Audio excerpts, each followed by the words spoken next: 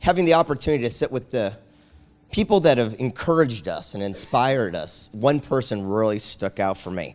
And one person I wanted to make sure I had access to was the one and only Frank Shankwitz. Now, those of you who don't know his name, you do know the industry he started. Put your hands together for the founder of the Make-A-Wish Foundation, Frank Shankwitz. Come on up, Frank.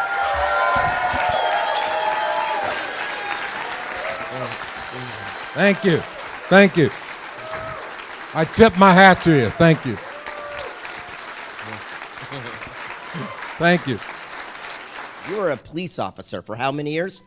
40 years. 40 years. You just retired. Just retired. As a detective. Yes, homicide detective. But did you ever think that you would have started one of the largest nonprofits the world's ever seen? No.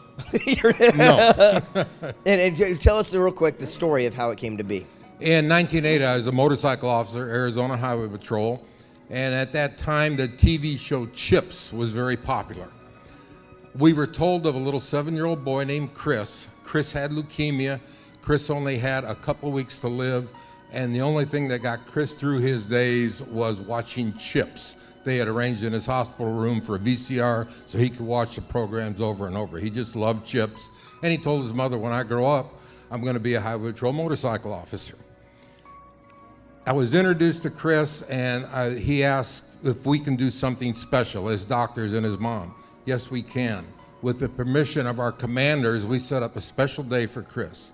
He was picked up in our Highway Patrol helicopter at his hospital, flown to our headquarters building. And when they landed, I was standing by with my motorcycle. When they landed, I expect our paramedics to help this little boy out of the helicopter. Instead, here comes this 7-year-old bundle of energy just running over, high five, hi, I'm Chris. And he was so awed because our motorcycles, our uniforms outside of St. Arizona were exactly like Chip's.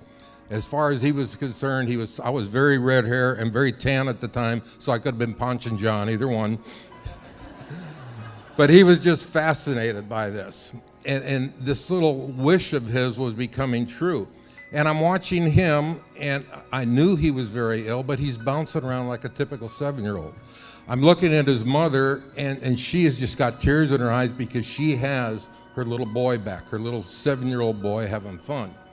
Chris went on that day to become the first and only child to become an honorary highway patrolman to the day in the history of the Arizona Highway Patrol. We presented him with a badge, we presented him with a smoky hat, and he toured our armory. He just had a great day, and his doctor was with him. And in fact, he was having so much fun, so pumped up, the doctor told his mother, take him home. He doesn't have to go back to the hospital. Let him go home. And Chris went home that night. But we realized that we have now a highway patrolman. He has a hat, he has a badge, but doesn't have a uniform. We went to uniform shop in those days that were custom made.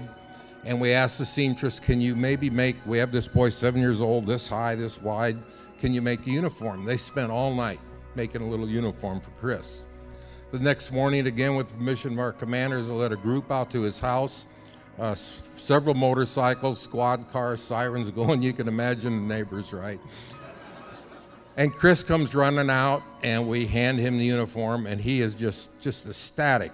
He runs inside, gets it all dressed up, puts on a smoky hat, and he comes out, just look at me, I'm just proud as can be. But he came over to me, and he was fascinated by the wings that we wear, motorcycle officers, and he said, but how do I become a motorcycle officer like you and Ponch and John? And I was just saying, well, Chris, this is the testing we do, and we go and if only you had a motorcycle, we could test you right here. Chris was a step ahead of me. He ran in the house and came riding out with a little battery-operated motorcycle that his mother had got for him in place of a wheelchair. We set up traffic cones in the driveway, and he had a helmet that he put on, and in fact, he had put on what we call mucking boots. They were rubber boots that looked like our motorcycle boots, and very seriously went through these cones with his little motorcycle. He came over there and he said, did I pass? I said, yes, you did pass, Chris. Am I going to be a motorcycle officer? Yes, you are, Chris. And the wings, again, were custom ordered. They just couldn't buy them off the shelf. And again, he got to stay home that night. I called the jeweler, and the same thing. We've got this little boy. We need some wings. He spent all night casting those wings. The next morning, I get a call, the wings are ready. I went to pick them up. I get another call. Chris is in a hospital in a coma. He's not going to survive the day. Went to the hospital. His uniform is hanging right by the bed. Just as I pinned on the wings, Chris came out of the coma. He looked at me. He said, "Am I a motorcycle officer now?" "Yes, you are, Chris." He just started smiling and laughing. He started talking to his mom. He had the greatest couple of hours, and then he passed away. I always think maybe those wings helped carry him to heaven. We learned Chris was going to be buried in Illinois. I was asked if I would go back with another officer and give Chris a police funeral. We had lost a fellow officer, which we did. And en route, we were met by Illinois State Police, we were met by the county police, we were met by city police. We had a full procession for Chris. Chris was buried in uniform.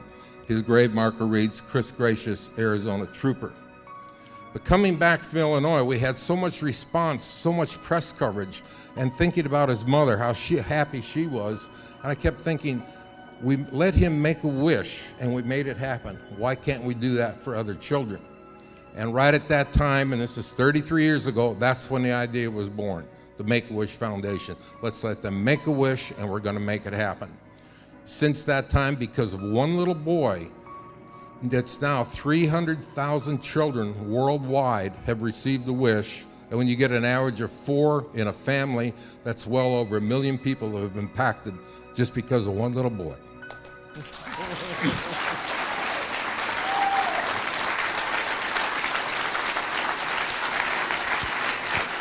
Thank you. Thank you. When things were the tightest, when things were rough, and why didn't you quit? It never dawned on me to quit, and especially I had a coordinator that I hired to, or not hired, but volunteered to go to the hospitals and learn if there were other children. And every time I thought about quitting, because I'm still working full time. In fact, I'm working other jobs like most police officers have to do.